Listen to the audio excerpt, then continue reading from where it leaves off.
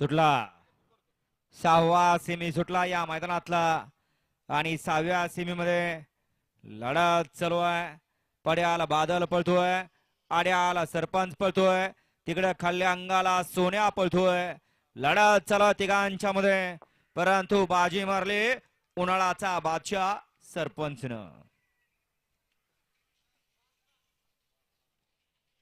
ओय मागणं गाड्याले बघा.